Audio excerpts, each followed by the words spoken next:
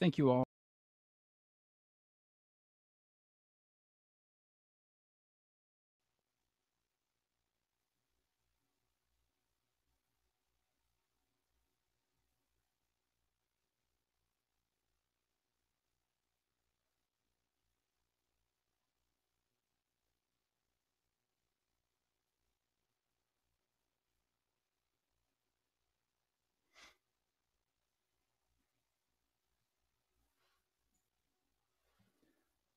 Hello, and thank you everyone for joining us for today's webcast, U.S.-Russia Sanctions and Next Steps, brought to you by Stratfor Worldview. I'm Joshua Cook with Stratfor, a geopolitical intelligence platform headquartered in Austin, Texas. Now, today we'll examine the recent move by the United States Congress to expand existing sanctions that target Russia and impact the energy sector in particular. Stratfor's senior analyst will discuss the drivers behind these sanctions, what they could mean for Western businesses and diplomatic relations, reaction from others looking at Russian energy projects, and the potential response by Russia itself. We'll introduce our team of Stratfor analysts for today's conversation in just a few moments, but first, a few quick notes. We will be live streaming today's video presentation. That means video quality will vary based on your internet connection. If you run into any problems streaming today's live webcast, try reconnecting. And also know that we'll share a link to the recorded webcast following the live presentation. For those of you joining us for the live webcast, you can submit questions for our analysts at any time using the window on the right side of your browser. Once we get to the Q&A portion, our presenters will respond to as many of your questions as possible in the time we have remaining. Now I'd like to introduce Stratfor's senior analyst team leading today's conversation on U.S.-Russia sanctions. Riva Gujan is Stratfor's Vice President of Global Analysis. Ms. Gujan leads Stratfor's analyst team and plays an integral role in applying the forward-looking strategic lens to our coverage of global trends. Matthew Bay is a senior global analyst at Stratfor, tracking a wide range of international trends, including energy and political developments. And Eugene Chazovsky is a senior Eurasia analyst with Stratfor, focused on political, economic, and security issues pertaining to the former Soviet Union. And now I'd like to welcome Stratfor's Riva Gujan, Matthew Bay, Eugene Chazovsky to the webcast. Thank you all for joining us today. Thank you, Joshua. So news has broke this morning that President Trump has signed, albeit reluctantly, a sanctions bill on Russia that effectively limits his executive power. And history has been replete with examples of Congress checking the president's power. It really depends on what personalities are in play and, of course, the geopolitical context surrounding the White House. And we even saw this perhaps more recently under President Obama. In 2012 in particular, that was a pivotal point where we saw congressional sanctions on Iran build up to a very significant degree as we saw Congress trying to restrict the president from easing sanctions on Iran as both sides were feeling out a nuclear deal. Here in the Russia context, we essentially see a U.S. institutionalized imperative in many ways, trying to prevent the United States, the president, from fundamentally weakening this U.S. security alliance that it has maintained in Europe since the end of World War II to keep a check on Russia in the broader Eurasia region. So as this tussle between Congress and the executive branch is playing out, obviously that has big implications for U.S.-Russia relations, which we'll be getting into. But let's start with a breakdown of the key highlights of the sanctions bill itself, because as Matthew, you're going to explain, I mean, there are a lot of key highlights here that are going to be particularly important for global businesses, particularly in the energy industry, to understand. Right. But as you mentioned, Riva, the core aspect of this bill is essentially stripping President Trump's ability to actually remove sanctions that are already in place. So that is actually something that is not only going to have an impact under President Trump, but potentially once we have a new president in office, even the new president would have the same kind of, drive and have to basically get Congress approval to do things. So the centerpiece of this is essentially a review mechanism, which is what we saw with Iran, obviously. And what it will do is if Trump wants to either modify or remove any significant sanction action, he's going to have to make an argument in writing, send it to Congress, go detail exactly how it would affect U.S. national security and why he should do it. And then Congress will have either a 30-day review period if it's not around August when they have their annual recess, or 60 days if it's around August when they have a recess. And given the overwhelming congressional approval of this bill, we're already seeing very strong nonpartisan support to prevent any big concessions from exactly. Russia. So if we actually get to the point where Trump does make a deal with Russia to remove sanctions, or wants to remove sanctions, and he actually does then try to get congressional approval, that kicks off a 30 to 60-day review process. At that point, Congress then can either issue a joint declaration of disapproval of that. Then Trump can either veto that, and then they would have to override the veto, get 60% of the votes. Obviously, if it's a negotiation that's not widely backed or widely supported, it's really potentially very easily for Congress to override Trump's actions. And if they can override the veto, then Trump cannot take that action. Right. So it's very substantial power. Yeah, absolutely. So, but getting into now some of the highlights of the bill itself, what do we need to know here? So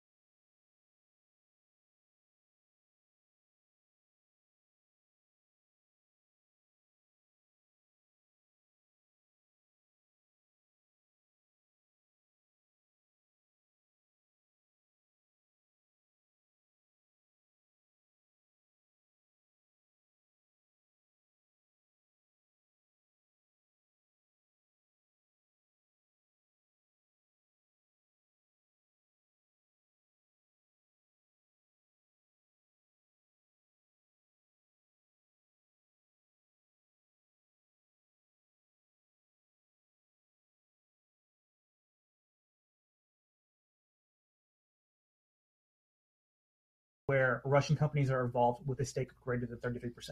And so some examples of projects where that would be the case would be? So there's a few, there's not a lot of cases. So most Russian companies are still concentrated on Russia itself, but we've seen a few of these that have come up. One of them, for example, there's a shale project that's ongoing in Mexico that Renaissance Oil is doing with Lukoil. Lukoil is one of the companies that's affected with this. Another one of the big high-profile projects that might be affected is an offshore project that Rosneft is doing in Vietnam. But there's not a lot of them. But what this does do in the future is that, the whole aspect of the whole reason for wanting to clamp down on Russia's energy sector is to deter their ability to go into the longer term assets, the longer term future of Russia's energy protector, not necessarily shut it down now. So what they're essentially doing by moving this and expanding it beyond Russia's borders is essentially locking down the ability for those companies to learn it elsewhere as well. So this is a long-term, restricting Russia's long-term energy future in many ways. Another critical thing, though, that is being placed in is that previously the U.S. had secondary sanctions that were optional, so you didn't have to do it on foreign companies that would have been investing in the same projects in Russia. These are actually sanctions that the European Union has in place right now, but unlike the U.S. sanctions, the EU actually gave a waiver to its companies that had already done business in Europe, or had already signed contracts essentially. So Eni, for example, they're planning to drill a well in the Black Sea. That's a deep water well this quarter. That might actually now be impacted because the U.S. sanctions are now going to be mandatory. So the new bill makes it mandatory. This is something that has actually really caught the Europeans off guard. And another new thing that this bill is introducing that was not even on the table beforehand is optional sanctions, but that could target any company, whether it's U.S. or foreign, that is facilitating or investing in Russian export pipelines. That is a huge issue. It's obviously a very divisive issue in Europe. That is a very long-term strategic thing that Gazprom and Rosneft are all trying to move on. And again, this is another area where the U.S., if it chooses to use this tool, which could definitely be the case. If you think about even President Trump's had a weaker tone maybe than his predecessor on Russia in general, his America First strategy and his visit to Poland obviously is actually supporting U.S. LNG exports into into Europe, which this conceivably in America First policy could be used. Seen as more of a protectionist argument by the United States that's undermining European competitiveness. But important to note there, or emphasize at least, that the U.S. sanctions on Russian export pipeline projects, those are optional. So really still up to the executive to determine whether or not it would apply those. Right. The other one, the sanctions though on Russian European companies that are going into Russia to do shale, et cetera, even the ones that got waivers, those are now mandatory. They were optional. There is a national security out clause essentially that the Trump administration can use as a way not to do that, not to apply these. But already, though, we have seen the Europeans react both to the application of sanctions on European companies going into Russia, but also the pipeline issue as well. So they're very concerned about this. This is a very big issue for them. And projects that would pertain to Nord Stream 2, Turk Stream, very much all of them. Yeah. And it's not even the way that the law is right now. It doesn't necessarily have to go to Europe. So something that could actually be down the road is maybe some pipelines to Asia. There's a lot of different issues that could come into play. And a significant thing, though, is that secondary sanctions, they've been long controversial between the United States and Russia. The Europeans view this essentially as an extraterritorial application of U.S. law. They don't like that in general. And the only time that the U.S. has really started to apply secondary sanctions on European companies is when the Europeans are on board with the same policy. So we've seen that, for example, in the Iran deal, or the Iran sanctions before the Iran deal. So it is something that is significant there. So the pushback can come from the EU. They can actually bring up about WTO cases. They did this in the 1990s when the United States tried to do a very similar action against Cuba. So they have tools at their disposal, but this is now reopening a lot of these long-standing issues between European countries and the United States. So just as an overview, and I believe there's a little bit of a technical glitch before, so just want to make sure that we cover this clearly. But the key thing here is that we see Congress codifying many of the sanctions that were put in place, many during the end of Obama's term. We see now, particularly within the financial sanctions, when it comes to being able to issue longer term debt, that has now been restricted from 90 days to 60 days. Right. On the energy front, when we look at mandatory versus optional sanctions, a lot of them have become now mandatory, and now and then even new tools that didn't exist before are now optional. Right. So there's a lot of different ways that this can go going forward in terms of the tools that the U.S. has at its disposal. Right. And within that European context, that's going to be one that's very notable. As you said, we could see cases brought up in the WTO against the United States saying that this is overreach by the United States in its secondary sanctions. And it puts Germany in particular in a very awkward position. Already when we see, Eugene, you follow the Baltic nations very closely, and of course they get very nervous, wedged between Russia on the one hand, Germany on the other.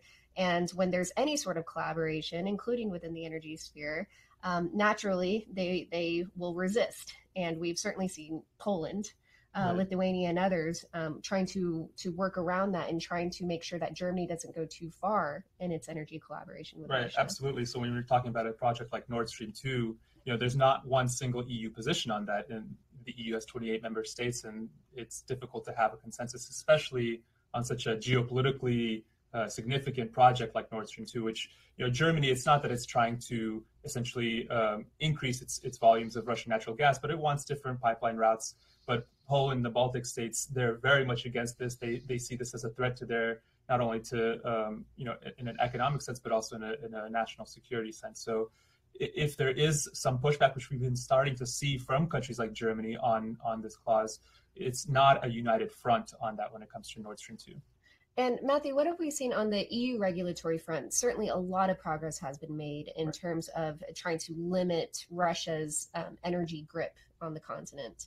Where do we stand in that process? Right. So essentially, as we know, Russia has tried to leverage its pipeline access or pipelines and natural gas supplies to Poland in particular. Ukraine is another great example of that. And the way that they have done that in the past is they have basically said, if you do not pay a higher price or you give us political concessions, we will literally turn off the gas. Now, what the EU has tried to do is essentially remove some of the contractual obligations that companies have to Russia. So, for example, you used to not be able to resell gas to other consumers. Now you can resell gas. They've codified a lot of this into laws. They also then codified into law essentially an unbundling of the ownership of pipelines versus the gas that's being sent through it. So, for example, Gazprom can no longer own any pipelines on Russian or on European soil where it's sending its own gas through. Now, Nord Stream 2 is a very unique case in that it's an offshore pipeline. It's actually one that doesn't, the EU, a lot of people in the EU have argued that it actually doesn't fall under that law. So that even makes it even more controversial because to a country like Poland, because it's now saying, hey, look, you're letting Gazprom own this pipeline and send the gas through it. That's a problem for us. Now, this whole idea, though, has been building, for Brussels, has been building what is essentially one European energy community where essentially all the regulations are the same. You can't negotiate directly with Russia on very specific issues. Where Russia can throw out carrots and sticks and really try to use its geopolitical weight. To and actually now they're pushing for all state-to-state, intergovernmental state-to-state agreements on energy between Russia and, say, Hungary or Poland or Germany has to be approved by Brussels to make sure they're not violating any laws. But at the same time, they're building up this from the German perspective, the other strategy is building up internal pipelines essentially so that you can actually back up the legal claims with physical supplies. So the interconnector development that we've been seeing at a very rapid pace in recent years. And Ukraine now has been able to not necessarily import gas directly from Gazprom, but actually import Russian gas that first goes through their soil, goes to a European country, and then they buy it from the European country back. But those kinds of connections, though, weaken Gazprom's and Russia's hand quite significantly. And we've seen Poland, though, they're not really kind of on board with that argument. That's very much a European, Brussels, Berlin-led argument. And we've actually seen now Gazprom and Russia, broadly speaking, change their strategy accordingly.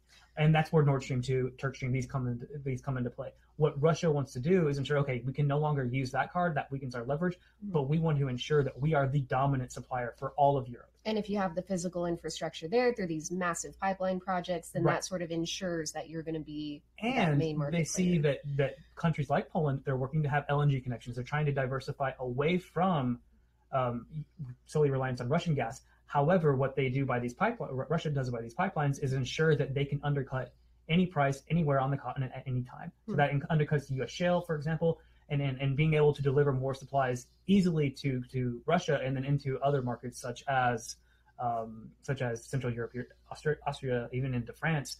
It then allows them to undercut other competitors much more easily. Okay, so as we look at this U.S. sanctions bill, the European response is going to be very important to watch. As you said, we'd likely see that response within the WTO, with Germany being a very vocal proponent in saying that, look, this goes too far. And also Europe watching for, even as the Trump administration has been wanting to take a more conciliatory approach toward Russia, could we see that American protectionist sentiment seep into Russia policy to say, well, since we have these sanctions anyway, and I have the option to extend secondary sanctions on European companies and promote U.S. companies that are exporting LNG to Europe, can I take advantage of that in an economic sense, which would also elicit a European response? And that would also elicit a Russian response in terms of WTO cases as well. That would be a constraint on their own ability to do these things as well. So Russia would do the same. Another thing, though, that's important, but I think to think about here is that Europe has these similar sanctions on board, but beyond the pipeline ones. Now, however, if you're going to overturn European sanctions now, that's no longer as big of a deal for Russia because the sanctions against the European companies are still going to be in place from the United States. Right. So there is a little bit of a thing there. And then moreover, if you actually want to get your U.S. sanctions removed, now you actually have to be able to make a legitimate deal that the U.S. Congress can support. And the way that we saw this in Iran was Iran's strategy was get the U.S. and the Europeans together. Right. That can make the legitimate argument that the president can then use to Congress saying, hey, look, it's not just me. The Europeans are on board too. Right. So those European splits are going to be especially important to watch. And we'll be watching the Russian-German relationship as well. If Russia sees an opportunity here in trying to make sure that Germany can in some level defend it against a more broad, broader, more comprehensive sanctions effort. Now, Eugene, on the Russian side, as Matt was noting, this really affects Russia's long-term energy future. How has Russia been coping with the sanctions buildup thus far? Right. So if you look at the period since sanctions have been in place, it's been about 3 years now. the Russian economy has certainly undergone a lot of pressure, and we saw a big recession that started in late 2014, really hit in 2015, almost 3% GDP contraction. But that a lot of that was because of the low oil price and not because of the sanctions specifically. Certainly the sanctions didn't help, and it did add some of the pressure. But according to IMF estimates, it's about 1% of GDP per year that sanctions impacted the economy, which is not small, but it's not the huge hit that we've seen. But it adds, pressure to what was already huge pressure internally. Absolutely. But since we've seen kind of a rebound somewhat of the oil price, from their lows in 2014 and 2015, Russia has been able to sort of slowly come out of recession. I think they had a contraction of about negative 0.2% last year, and they're projected to grow 1 to 2% this year. And the way that Russia was basically coping with it, it was helped by, they did a lot of budget tightening at first, and they increased borrowing. Depleted a lot of their reserve funds. They absolutely did. But they've been able to slowly scrape out of recession, aided by the oil price. Some of its FDI has actually been returning, and less so from European countries, and now more Asian countries are investing in Russia, or even Gulf countries. And many of the actual energy projects that we've seen now happening that are the investment ones, the major ones, it's been Indian companies. It's been to a certain degree Chinese companies, but mainly Indian ones. So another point that's actually worth raising, worth noting, is that oil production prior to this year, when we had the OPEC deal that kind of brought some of the production down, it wasn't affected. It actually was still going up. Remember that we had the whole idea of oversupply, and then Russia was raising its production. So there was not a material impact in the short term on their production. So it was really driven a lot by the oil price for the actual recession, as opposed to the sanctions themselves. But it is that longer term issue. That's the concern, of course. And when we're looking at Russia in the context of the existing OPEC, non-OPEC production deal to maintain production cuts, Russia has every interest, for now at least, to maintain that deal and comply with it alongside Saudi and the other Gulf powers. But I think going into next year, we may start to see that fray. I think there's the fray is actually going to be internal within the different policies of Russia, in a sense. So Russia, the state, it's been backing the deal. It's actually really working closely with Saudi Arabia, trying to get everybody on board with actually complying with everything. The people where we expect, the area where we expect, that lack of compliance down the road might actually not be from the state level, but rather Rosneft or some of the companies, Lukoil, to begin with. Rosneft, Igor Sechin has already been saying, hey, we need an exit strategy from this deal. Right. How do we do that? And one of the big challenges, though, that we've seen from the sanctions is that a lot of the sanctions on the oil companies that are, as Eugene knows quite well, are really powerful politically. Those have hit their ability to issue U.S. and EU denominated debt. They've struggled financially because of that, and have had to go to Chinese markets, other markets, to try to basically earn money to even do reinvestment. So that's a bigger concern. I think that's internal thing, and the internal disagreement between the Kremlin and some of the more powerful oligarchs is an issue that's maybe not going to be reported in IMF figures, but it's something that's definitely playing out. It's really important. I mean, especially so as we get closer to the end of the year and closer to, in the beginning of next year, when that OPEC deal is nearing its expiration date, arguments are being made for that exit strategy. That intra-Kremlin struggle is going to be extremely important for us to watch. We've seen a lot of tensions between Igor Sechin and Putin. Certainly a lot of efforts by Putin to consolidate his power, balance all the security forces, institutionalize power under himself, overall managing it, right? But still, there's still a lot of internal fissures to be looking at. Absolutely, and point taken, Matt. I mean, the overall macroeconomic figures don't show everything, and I think, as you guys have mentioned, the intra-Kremlin struggles which this has sort of facilitated. I mean, the pie is smaller, and all of the assets that the elites are trying to grab is less. So naturally, you're going to have more disputes as that pressure is ramped up. And more internal pressure that might not come from economic reasons to actually get out of this mess. Yes. And as well as the Russian people, I mean, they're not really feeling this, quote unquote, recovery that's happening, on the broader scale. You see poverty levels rising. You see demonstrations are starting to pick up in Russia as well. And, next year is a critical election year for Putin, who's probably going to be seeking his fourth term. Now, he stands a good chance of winning. I mean, there's no serious threat to his rule, but it's starting to build kind of on the grassroots level as, people who have become accustomed to higher living standards over the past decade before the oil price fell. especially younger people who don't have the memories of the more painful Soviet times or the early post-Soviet times. So there's a number of different pressures building on Russia, not just economically, but politically as well. And that's part of our core assessment is, yes, while protests are building and spreading within Russia, and given the upcoming election, we're going to see a lot of intensity of that, to be careful, not to assume that this is the imminent end of the Putin regime, not by any means. In fact, he's institutionalizing his power in many ways, but it's that longer term trend of that generational shift, which is going to put a leader like Putin more and more on the defensive, where he has to get more resourceful, more creative to hang on to power, which creates that underlying vulnerability. And this would all be exacerbated by actual production maybe being impacted in the 2020s. Okay. Well, there's a lot more to discuss here, even in that wider foreign policy sphere on the United States and Russia, which we'll hopefully get to in questions. I'm going to turn it back to Joshua for the next segment. Thank you very much, Riva. We'll get to the Q&A in just a moment, but I'd like to take this time to announce the launch of Stratfor Worldview Enterprise. Worldview Enterprise delivers a full array of enterprise-level geopolitical resources to power your organization's global strategy. That includes complete access to Stratfor's geopolitical analysis, assessments, and forecasts, the daily Geopolitical Insider Report, so you know what developments our analysts are watching first, and direct access to members of our analyst team, and members-only webcasts, forums, and more. Now, Stratfor Worldview Enterprise empowers organizations. Stratfor Worldview Enterprise empowers corporations, governments, and NGOs to put global events quickly into context with Stratfor's world-renowned geopolitical insights, services, and advanced resources. Those of you joining us live should see a link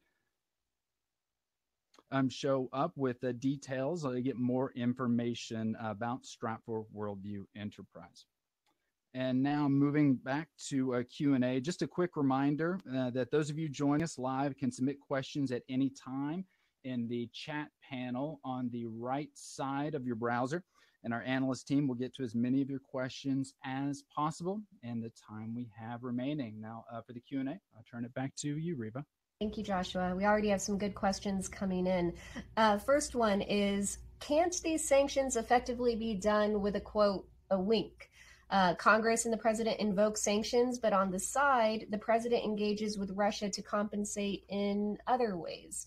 And so the question really effectively hits at how much room does the president still have to maneuver when it comes to dealing with Russia? And this is related to another question that has come in on, as Russia and the United States diverge a lot on their strategic interests, what issues can they work on together? So, I think as we're looking at this, yes, there's still room, of course, for Russia and the U.S. to negotiate here. This doesn't effectively freeze that entire process. And I think we have to look at this in a number of ways. One, on the strategic level, and two, on the more tactical level of what is that low-hanging fruit that the two can still bargain over. I think, Eugene, you'd agree that on the strategic level, when we look at the United States and Russia, we still see fundamentally opposed imperatives, where the United States, really being driven now by Congress, is trying to maintain those security alliances in Europe. It's not willing to pay the Russian price of selling out allies on the European front lines and really undermining those security guarantees. And so that makes it very difficult for Russia, for example, to concede on critical buffer space like Ukraine, for example. Exactly. I mean, yeah, if you go back, the reason that the sanctions were passed in the first place was because of the conflict in Ukraine, which is still going on. Russia still, Russia has annexed Crimea. That's still under Russian occupation. They've made it clear that they're not going to be returning it anytime soon. The war in eastern Ukraine is also still continuing. Russia, despite the pressure that it's faced from these sanctions, it's such a critical strategic concern for Russia to make sure that Ukraine is in its sphere of influence, or at the very least neutralize that. They're not going. They'll withstand as much economic pressure as they can, and they're not. I would argue that they're not close to the breaking point yet. And as far as negotiations, yes, Russia is very willing to talk to the U.S., but they're not willing to make those strategic concessions right now. And combined with the fact about Russian meddling in the U.S., that's really hamstrung, I think, Trump's ability to make concessions.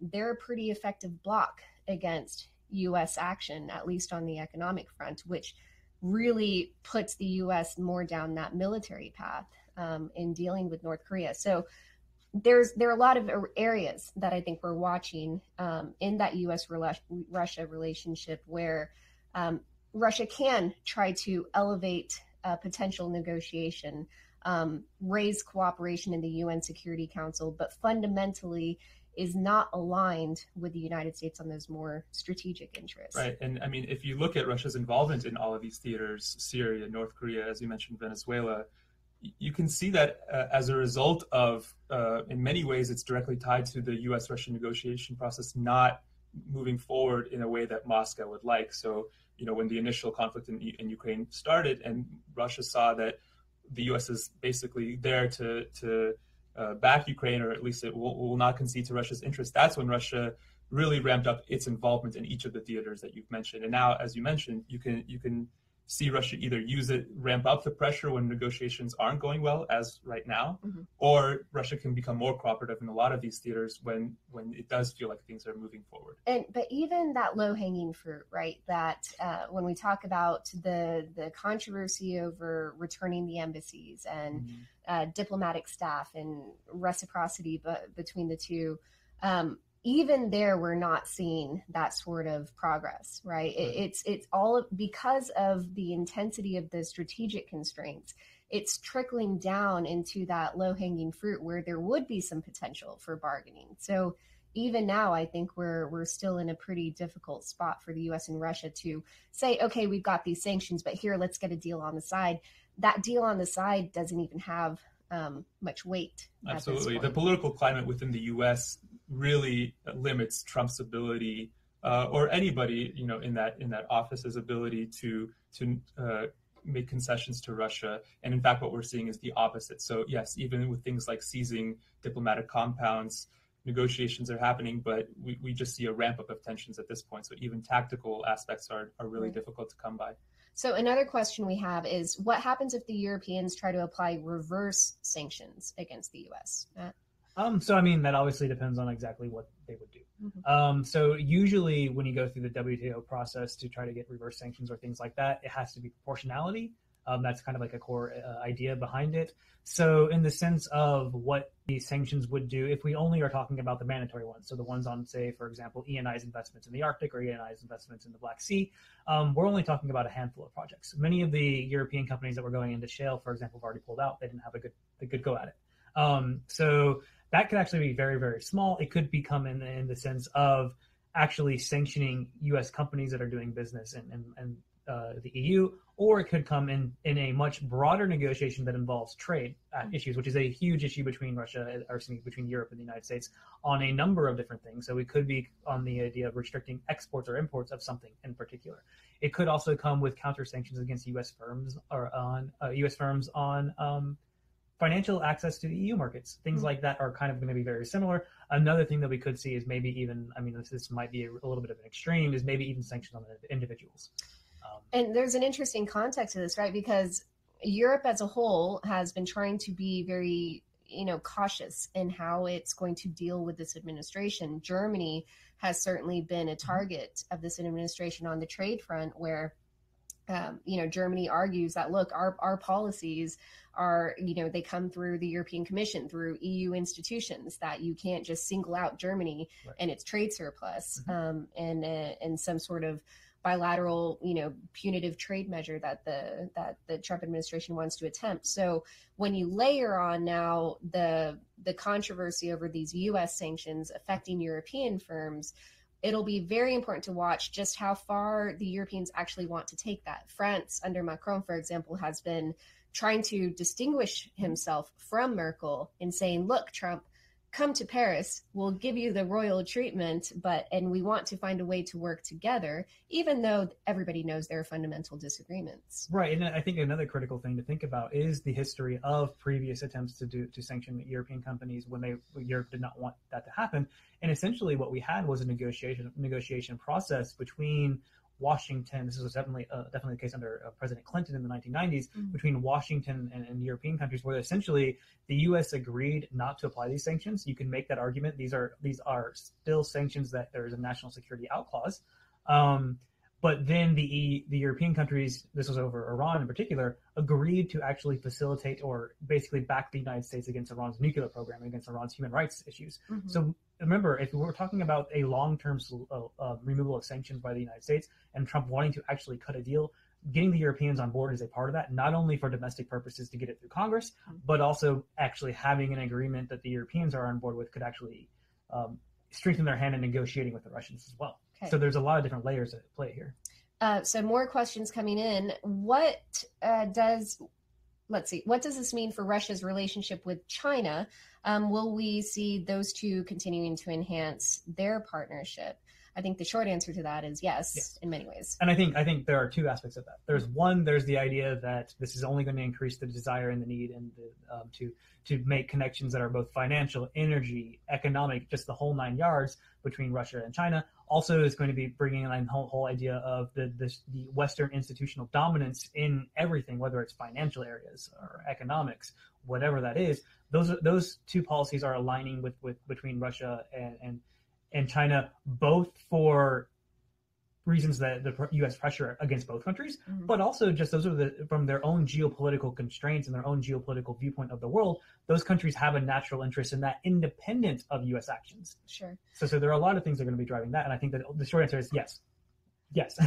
We're seeing that this emerging global order, some of it, as you said, is driven by a more disruptive element coming out of the United States, where China and Russia can sort of back each other up in some ways. But, there is something more fundamental going on here, where China and Russia, although they have a lot of fundamental differences between them and a very real geopolitical competition between them in many arenas, we're seeing a lot of theaters on the economic front, on issues like North Korea, where the two are, for now, at least, in alignment. And I think when we talk about strategic threats to the United States, when you really step back, that is one of the biggest things that the United States is going to be confronting in the coming months, when we're talking about the North Korea crisis building, but even longer term than that, as we see more of those interests come together. And even like if you think about the non-physical source, I mean, we see the same thing on issues like cybersecurity. Right. So there is lots of different layers where that relationship is going to, there's underlying reasons for both countries to want to do this, but also any kind of pressure increasing from the United States allows them to get over or at least desensitize or de-emphasize some of their broader bilateral disputes and bilateral competition. Sure. Now, Eugene, you've been working on a big project on Russia's hybrid warfare tactics and what effect they've been having. This question relates to that. What's your view on Russia's response to the U.S. sanctions, symmetric or asymmetric? It seems like the cut in the number of U.S. diplomats in Russia is just a preview of Russia's response when we're looking at spots like Syria, Ukraine. How could they be involved?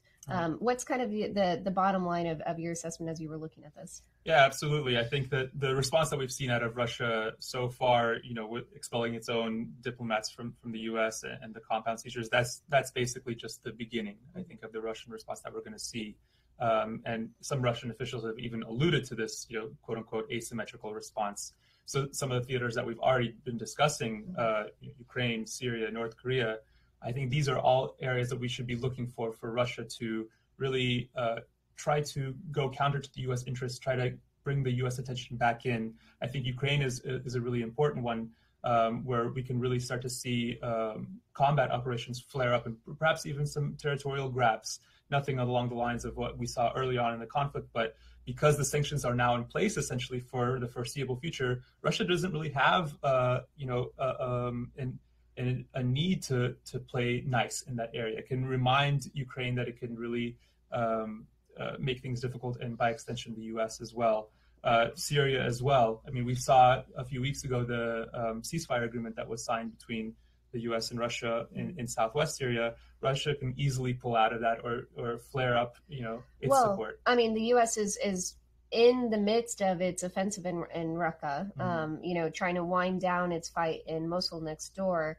And, as the U.S. gets to a more terminal phase of its fight against the Islamic State core, I think that does open up some opportunities for Russia and the United States to work together on a tactical level in some areas in the name of counterterrorism. Certainly the U.S., decision, the president's decision to pull support for Syrian rebels could lead to, a bigger negotiation on that front. But there are so many constraints that apply here. The Turks, the Gulf powers, they're going to try to fill in that void that the U.S. leaves.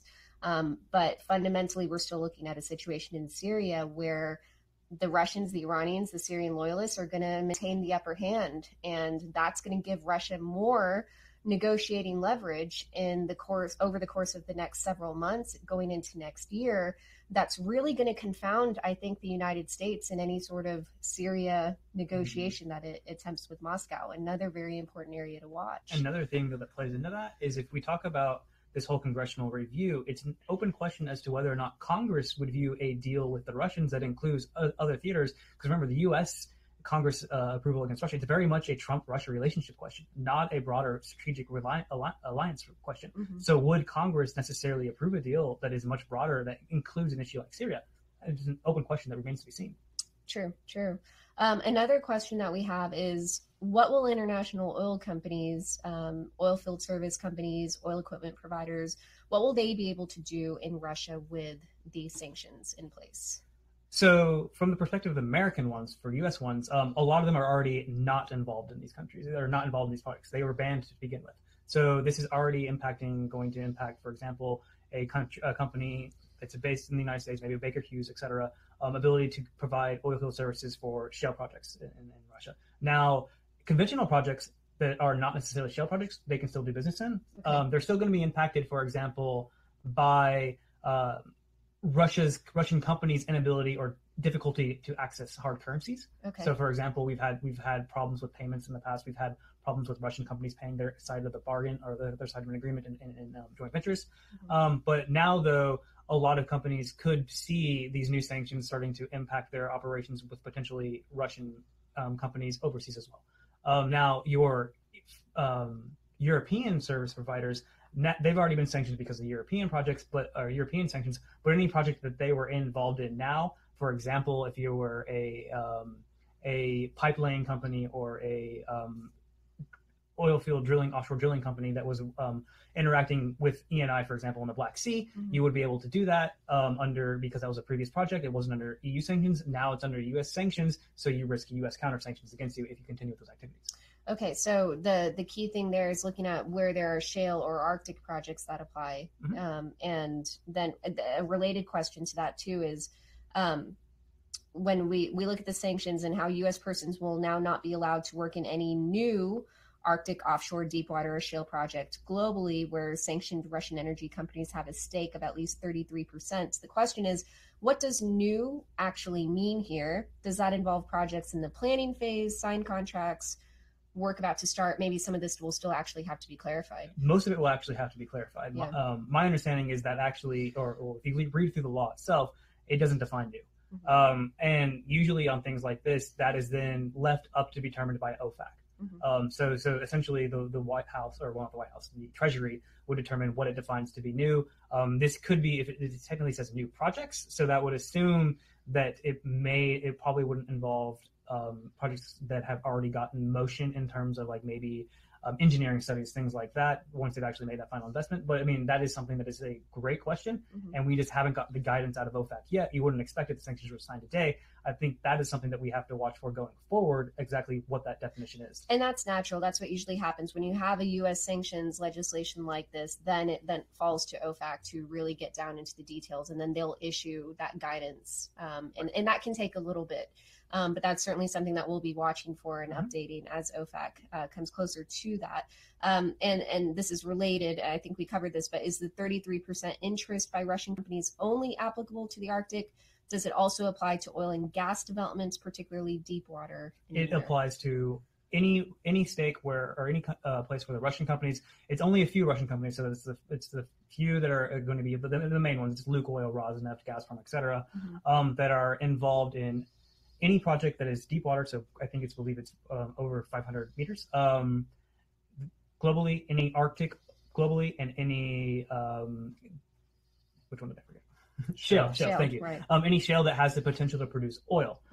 So the concern was that this could actually affect projects like for example, ENI's Zohor project in Egypt, where Rosneft bought a 30% stake in, but there was a huge negotiation process between the oil companies on what that number would be. 33% actually takes out a lot of projects. So Zohor doesn't fall under that. It's only 30%. But yes, it is globally any project with these Russian companies that are involved that are in any of those three areas that has the potential to produce oil. So we have a couple questions that pertain more to beyond this current bill.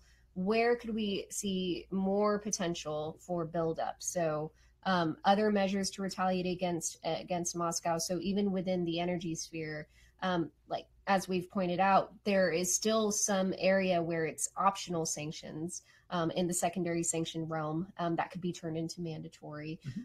Further restrictions applied. What would you be looking for? I mean, I think the big tool that is still at the U.S. disposal and now has a legal backing is this idea around export pipelines. That is both something that is very much something that Russia strategically wants, just like the Arctic. It is something that is very powerful in the terms of it. Russian companies and Russian political actors would push back against that, push back against the Kremlin on trying to say, we don't want these on us. And those are also things that don't immediately impact actual physical supplies. Remember, one of the big things about applying these sanctions to these longer-term projects is they did not want to create a national security concern for Europe in terms of actual supplies. Remember, Russia still has that, even though they've weakened their actual ability to politicize gas supplies or politicize oil supplies to Europe, it is still the biggest supplier. It is a giant market, and Europe does not have other options. So they need to maintain those flows, and they do not want to have that become in jeopardy. So any sanctions that we're seeing is going to have to hit things that are much more longer term looking, because you just can't have a short term problem. And so we were talking about this earlier on what is the likelihood that the U.S. could be taken to the WTO. I think we're saying very likely in the very European likely if the United States Russia actually starts to apply these secondary sanctions. And in that case, how would the U.S. then respond? I mean, that goes through the dispute settlement that goes through the dispute settlement mechanism. The United States can make the legitimate argument that this is a national security thing. This would be a very controversial move. We've never really seen a WTO case that actually centers on national security. And often when the U.S. or anybody else could use that as an argument, I mean, sanctions are obviously a place where just in general you can say you're restricting my commerce. This is not something that the WTO allows in general, and this will include things like U.S. companies doing business with European companies. That's often nobody on the obvious cases where it's national security. You normally don't see those cases even brought up. This one, the U.S. would probably use that argument, and that has a litany of different implications going forward. Well, the U.S. using the argument, but it's more complicated because if one branch of the U.S. government would want to make that argument, but you have another branch that wouldn't want to, that obviously could get very messy and complicated very fast. But I think the WTO process, while we would definitely probably see litigation in that, it's very much a consultation process at first, and any WTO case can stop whenever both parties, so the EU and the US, agree to. That's why I think that if you actually get to that process, you can see the US and the EU enter a negotiation over the application of these that could actually coordinate their policy against Russia in a much more different fashion. Relatedly, do sanctions effectively serve as a, quote, message to U.S. and EU companies to stop their business in Russia now and in the near future and not engage until sanctions are relaxed? Do you see the sanctions as really going that far, or is it more proceed with caution? I'm not sure there's an actual message behind these. I mean, remember, this wasn't the White House doing it. It was from Congress. It was more of an internal U.S. process playing out that has the implications of affecting. Exactly. I think business. When we talk about it, de facto, it actually does kind of send that message to particularly EU companies. The U.S. companies were already kind of stripped in their ability to do that. But I don't think that there was any kind of a messaging here. It was much more about that domestic U.S. political environment that kind of brought this out in the first place. Right. And you could argue the message is also one to Russia, which is let's see you actually offer some concessions and back off from from the U.S. perspective, antagonistic position. And make sure that those concessions are not meeting Trump's approval, but rather the U.S.'s approval. Exactly. But that's an important point in looking at, other questions on what further measures can we expect by the U.S. We have to keep in mind that domestic context here for the U.S., because it's not like the U.S. is basically on this, united escalatory path against Russia. When we look at these different theaters, yes, we see reassurance tours by Pence to go to the Baltic states and Eastern Europe and say, we're still here, guys, we still have your back, but we're not yet seeing the United States move forward on things like lethal aid to Ukraine. Although I would add, or I would bring up that the State Department and DOD is actually, there are reports that they're formulating a plan for that very reason. So, yes. An area to watch for sure. So there are various actors, of course, but I think that there is a lot of momentum, with the exception of Trump, that's building towards at least showing a strong, not necessarily trying to ruin the relationship or really to undermine it completely, but to show that the U.S. is willing to react, as long as Russia is not willing to, offer its own concessions. And while these sanctions are an expansion of sanctions, I think it's also worth mentioning that these are essentially a very similar line of sanctions that were already in place. It wasn't a huge ratcheting up of new sanctions beyond the new optional sanctions on potentially pipelines. So if you think about it that way, the only way that even Congress is going to be willing or even have the political ability to push through a bunch of lobbyists to actually substantially alter onto new sanctions that target much more wide-ranging areas of the Russian economy, whether it be sectoral sanctions against maybe moving them towards the downstream sector, for example, or into the mining sector, things like that are going to be very powerful in any kind of substantial way. It's going to require a substantial deterioration and a substantial action on Russia's behalf. And Eugene, this question is, should we expect to see Russia pushing on otherwise relatively quiet peripherals like Baltics, Moldova, Transnistria, places that you watch very closely? Absolutely. I think there's a few areas to watch in that sense. There's going to be huge Russian military drills taking place in Belarus in September called Zapad. And before those have simulated invasions of Baltic states and Poland, which, I think Russia's not going to go as far as actually engaging in military action, but massive military buildups are underway, not only there, but also in areas near Moldova, near Georgia. So Russia is kind of ratcheting up its own presence, and it's preparing itself for for meeting the U.S. Actions in the borderlands. So at this moment, even despite the sanctions, Russia doesn't appear to be backing off. Okay. And just a final question, because I think it'll be a quick one. Do the sanctions have any impact on Russia's plans for a stake in Citgo via Venezuela? No, those are much more related to Venezuela sanctions, I think. It's not one of those main projects. I mean, it does affect their ability to finance things, but not necessarily Citgo itself. We haven't seen that linkage itself, although on another front, we are watching very carefully for the scale up of U.S. sanctions against Venezuela, because that has the potential to affect oil price and especially in targeting PDVSA and comprehensive energy sanctions against that country. Now, lots of things that we're going to be watching here on the European response, intra-European divisions over that response, intra-White House divisions over its response to the Russians, intra-Kremlin divisions to the response to all of the above. So a very complicated topic here with very big global business implications. Please stay tuned to Worldview and our coverage of these big strategic issues. And we thank you for joining us today. And thanks to all of you who joined us live for today's webcast. And a special thanks to Stratfor's Riva Gujan, Matthew Bay, and Eugene Shazovsky for sharing their insight on this topic with us. In case you missed any part of today's presentation or would like to go back and review, we will share a link to the recording of the webcast. Also, be sure to stay up to date with our latest analysis and forecasting at worldview.stratfor.com.